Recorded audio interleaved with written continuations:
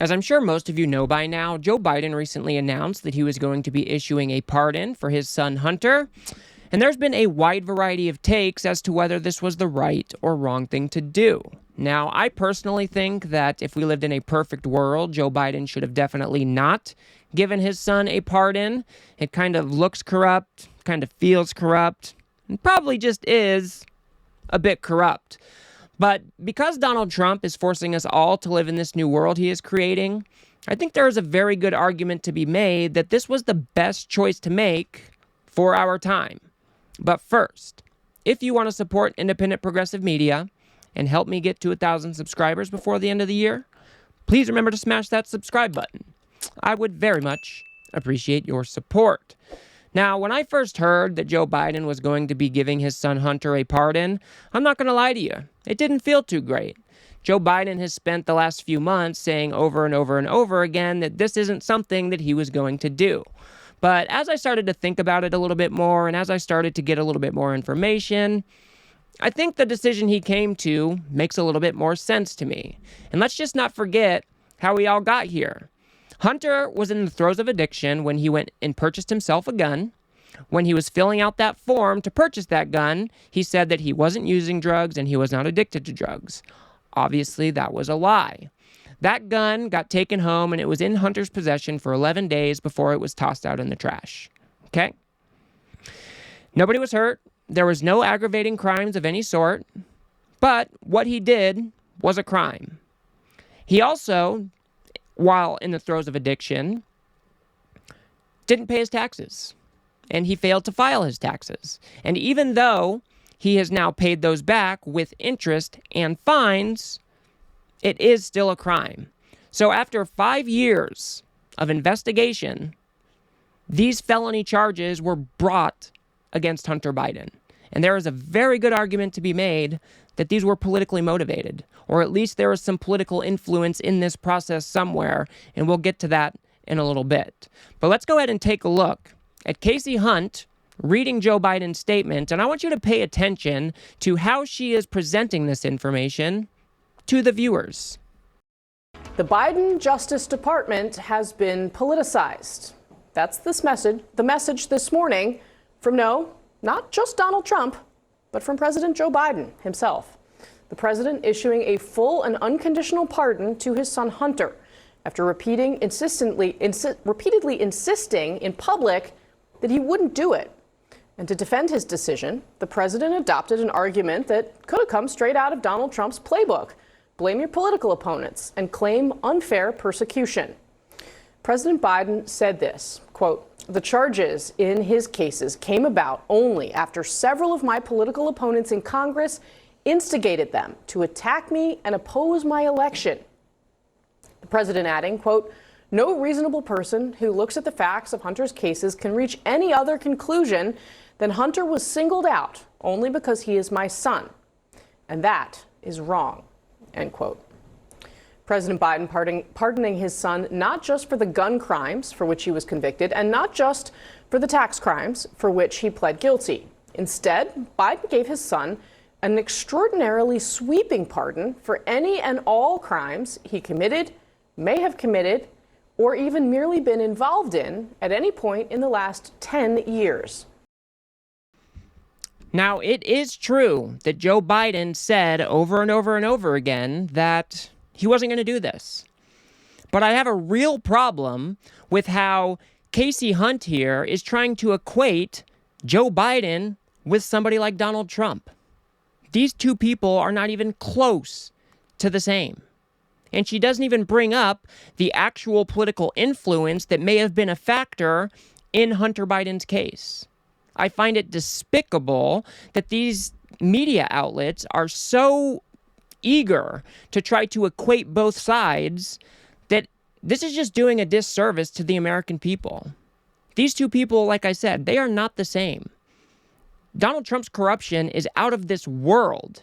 And while Joe Biden did go back on his word, he is not even playing in the same game as Donald Trump when it comes to the corruption, when it comes to saying that everything is politicized.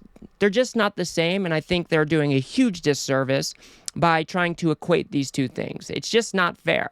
And the thing that really bugs me is that she doesn't even mention that the circumstances where Hunter was charged for these crimes were quite unusual. In both cases, whether you're talking about the gun charge or the tax charge, the prosecutors had worked out deals with Hunter that he agreed to, and then they reneged on. Very, very strange. And it's likely that they were caving to the political pressure that was coming from not only Congress, but from Donald Trump and his acolytes as well. Let's go ahead and listen to Dan Goldman try to explain that if this weren't Hunter Biden, these charges probably wouldn't have been brought. Well, look, the one thing I certainly agree with is that this was an improperly politicized prosecution. Those two charges, as I know from 10 years as a prosecutor in the Department of Justice, are almost never, if ever, charged against a defendant in a standalone indictment. And the reason why they were charged is because Republicans in Congress improperly tried to intervene in an ongoing prosecution to scuttle a plea agreement that Hunter Biden and David Weiss had entered into. The plea agreement was unusual because of Donald Trump's threats of retribution and Hunter Biden's understandable concern that if Donald Trump won, that his Department of Justice would come after Hunter for other crimes that he wasn't charged with but was investigated for. So the president is exactly right that if his name were Hunter Smith and not Hunter Biden, he would not be charged with this, and that is not a proper outcome here. That's not a proper use of our rule of law. I wish the president had not stated after the plea agreement fell through that he would not pardon Hunter Biden, because it is discouraging that he has now gone back on his word on that.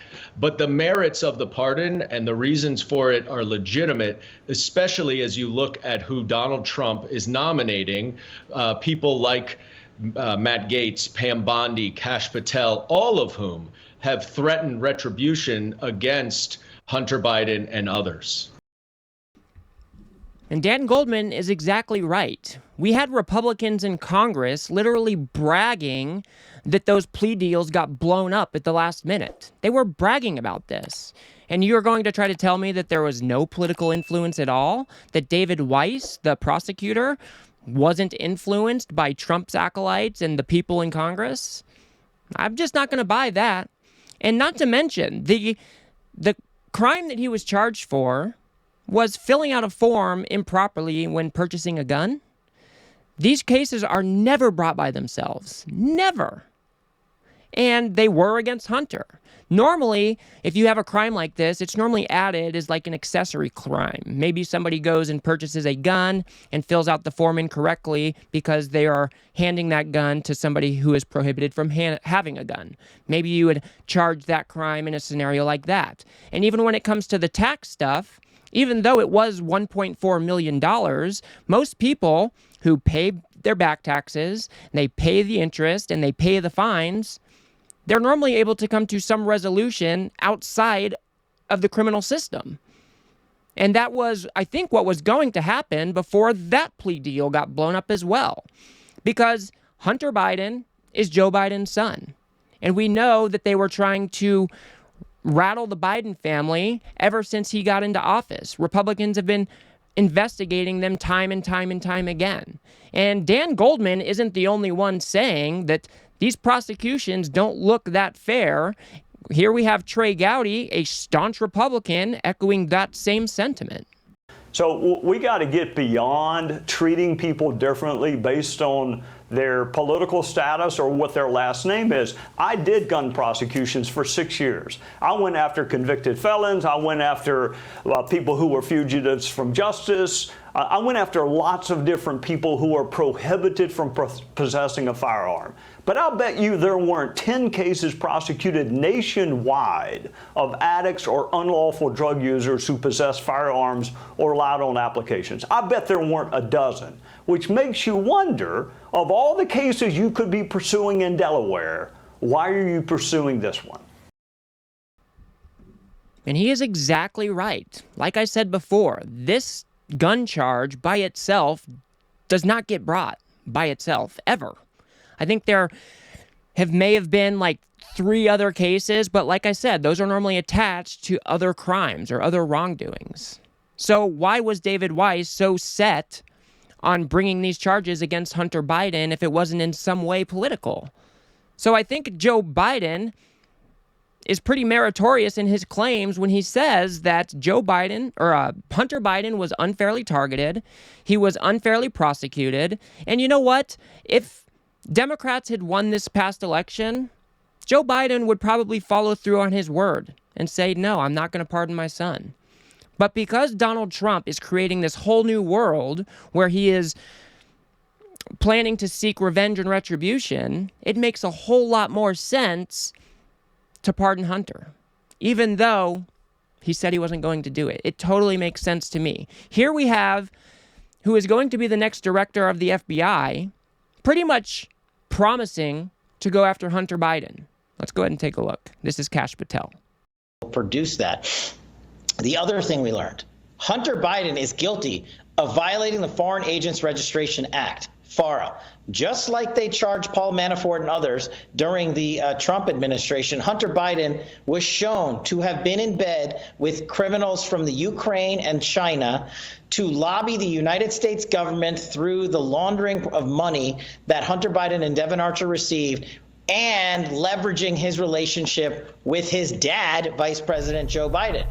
That is the definition of violating the Foreign Agents Registration Act. He didn't register. This DOJ should, of course, charge him. They won't, because they'll give him a pass and bury it with a Trump indictment. So I think that's where we need to focus. Why?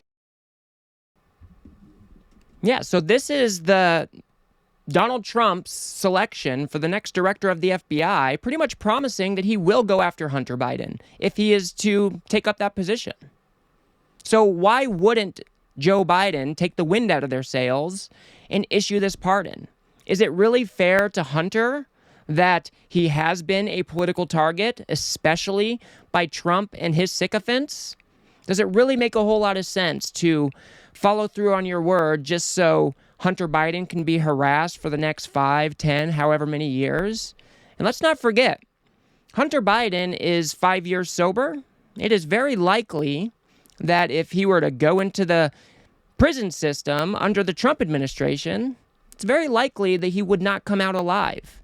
And that probably weighed a bit on Joe Biden's mind as well.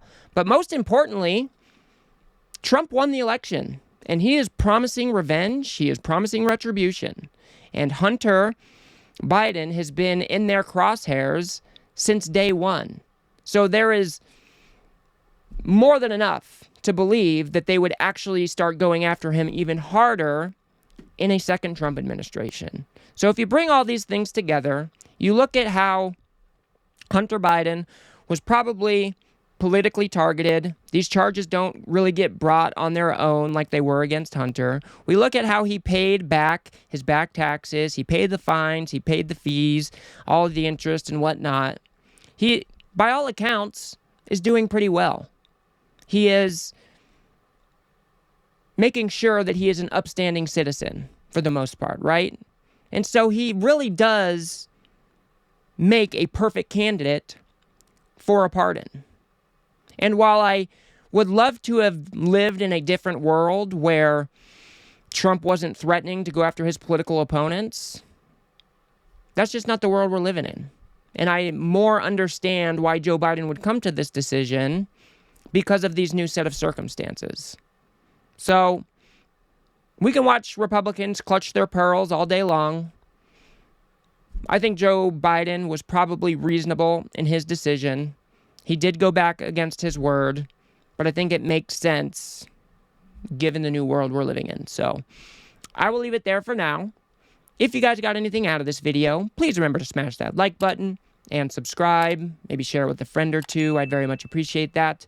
Like I said, I am trying to make it to 1,000 subscribers before the end of the year, and I am like less than 200 away, so I would very much appreciate your support. If you want to see just how insane Kash Patel actually is, go ahead and watch that video on the screen now. Otherwise, I'll see you guys on the next one.